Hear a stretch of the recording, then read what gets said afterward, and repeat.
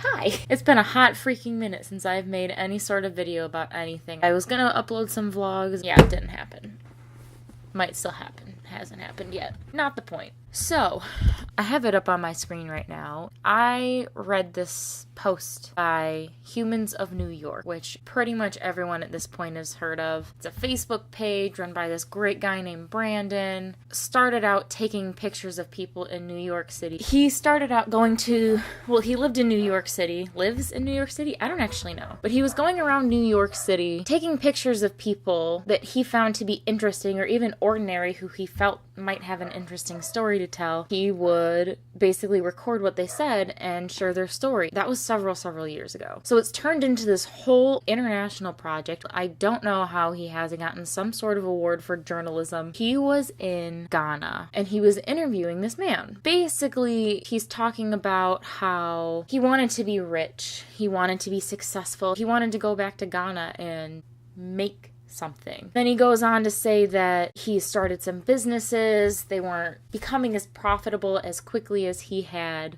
hoped for. One of the parts says, "I'm a far reach from where I wanted to be. My confidence is shaken. I'm unsure of my next step. I no longer feel the need to be a billionaire. My new goal is to have a successful business that I can work at every day, but in the back of my mind I keep wondering, am I developing a more realistic perspective, or is this what quitting sounds like?" And it reminded me of a very important lesson that I learned when I was in college. I started college becoming a biotechnology major. I didn't take my first marketing class until that summer. And the teacher that I had for that class, Mr. Paul Jackson, is and was absolutely amazing. In us connecting and starting the friendship that we did, he made me realize something very interesting about myself that I hadn't realized before, that relates back to this post that kind of sparked this whole thing, and that is the awareness of failure. There are a lot of people out there that are hyper aware of the fact that it's possible that they'll fail,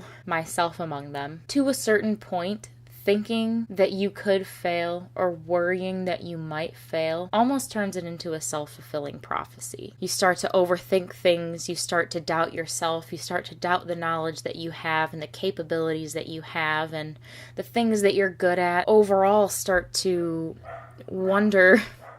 you start to wonder if you're capable of doing the things that you initially didn't even wonder at all if you could have done. When we're kids, you don't know that you can fail until somebody tells you that you can fail. You just try and try and try. And for some people, they never lose that ability to kind of brush off the failure and move forward onto something else, or to keep going and push against that failure and say, no, I'm not done with this yet. There's a lot of people out there that still have that.